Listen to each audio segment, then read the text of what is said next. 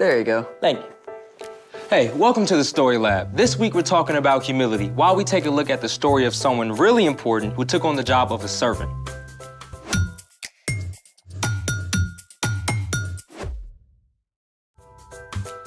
Hey, I'm Carter. And I'm Zeke. We're talking about humility. Which is putting others first by giving up what you think you deserve. I think you should go first and tell everyone what we're doing today. Oh, I couldn't possibly. You first. No, you. No, you. You. This is ridiculous. Agreed.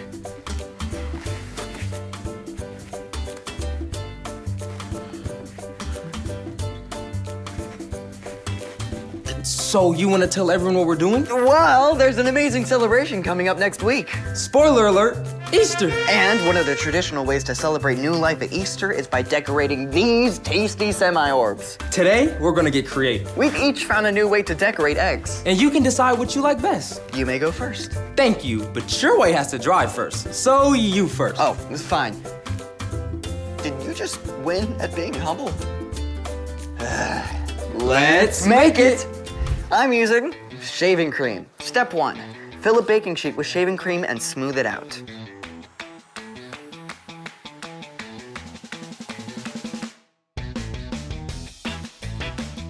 Step 2, drip food coloring all over the cream. Lots of food coloring. Then swirl it around with a toothpick.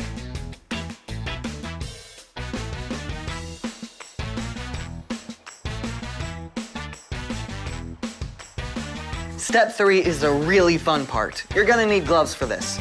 Take a hard-boiled egg and roll it all around in the shaving cream.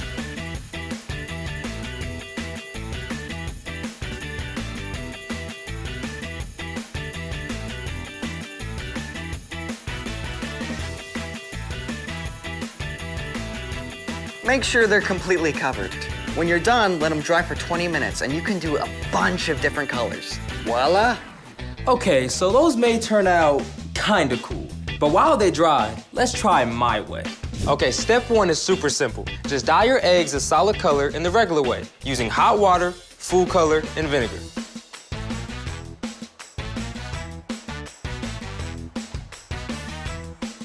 Now we get to the fun part. Step 2, fill a small bowl or container with an inch of fresh water. Now, choose the color that you want to marbleize your egg with. It should be darker than the color of the solid egg, so use a lot of food coloring.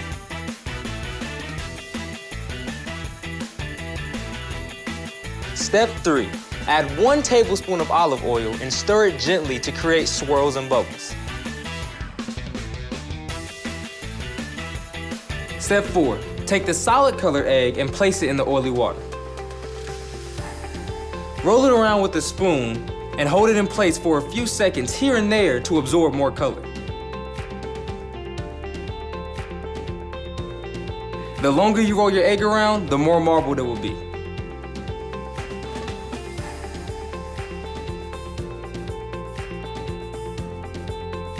You know what, now I want to take them out and kind of just mix up the colors and just try to see where that goes.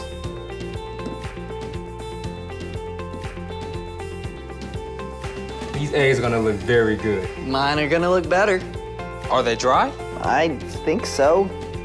Want some help? Sure.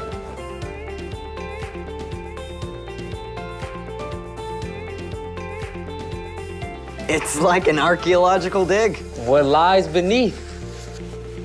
Ooh. That is pretty. Look at this.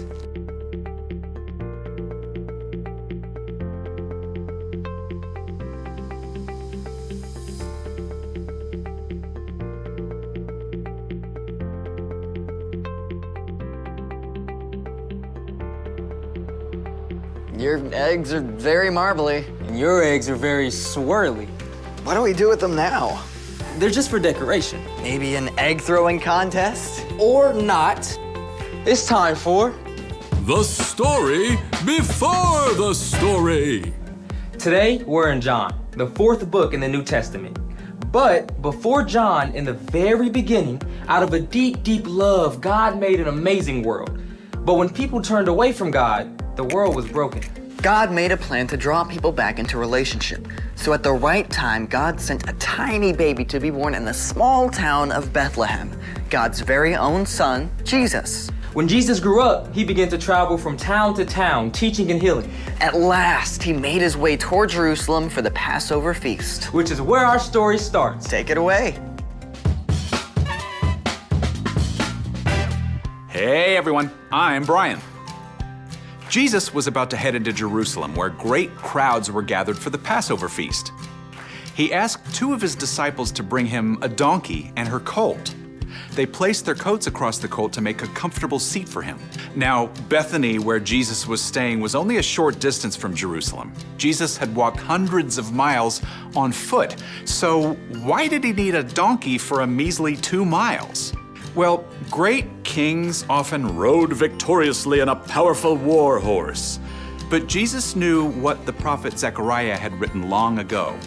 Say to the city of Zion, see, your king comes to you. He is gentle and riding on a donkey. He is riding on a donkey's colt. Jesus was showing that he was a different kind of king, a king who came to serve rather than to order people around. As the people saw him coming, they laid their coats on the ground and cut branches from palm trees. They called out, Hosanna! Blessed is the one who comes in the name of the Lord! Hosanna! Hosanna!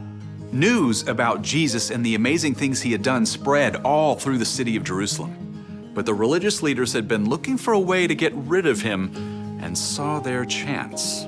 Jesus knew the plans of the religious leaders. He knew the time had come for him to give up his life. But first, he had a special message for his closest friends. As they ate the Passover meal together, Jesus stood up. He took off his outer robe and wrapped a towel around his waist. Then he poured water into a bowl and knelt down to wash his disciples' feet. The disciples must have been surprised, to say the least. Washing feet was a dirty job saved for the lowliest servant. Yet Jesus, who had just been hailed as a king, was washing their feet. When Jesus reached Peter, though, Peter put up a protest.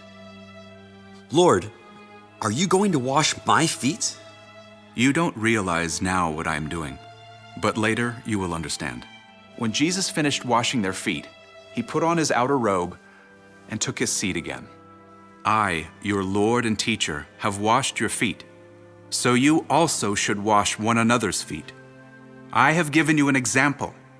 You should do as I have done for you. Now you know these things, so you will be blessed if you do them. Jesus, God's very own Son, chose to take on the role of a humble servant, and he asked his followers to do the same. The end. Honestly, the washing feet part kind of weirds me out. Yeah, it does seem kind of odd to us now, but with walking dusty, dirty roads, washing feet when you arrived at somebody's home was super important. Yeah, but Jesus didn't actually mean for us to go around taking off people's shoes and washing their feet, right? Well, that's just one way Jesus put others first. The important thing Jesus wanted us to hear is that we can set aside our own wants and needs to show love to others. So, what's our part in the story?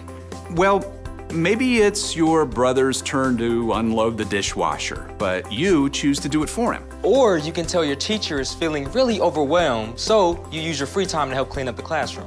Last week I got this brand new game I was super excited to play, but then my dad got home with a giant load of mulch to spread on the flower beds, so I put off playing my game to help him.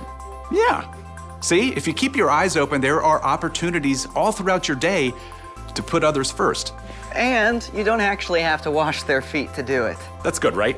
I'll see you next time.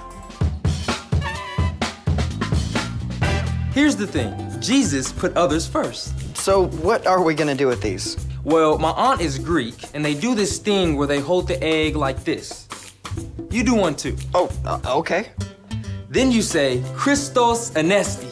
What's that? It means Christ is risen, and then you tap the eggs together. The egg that doesn't crack wins. Let's do it. Christos Anesti.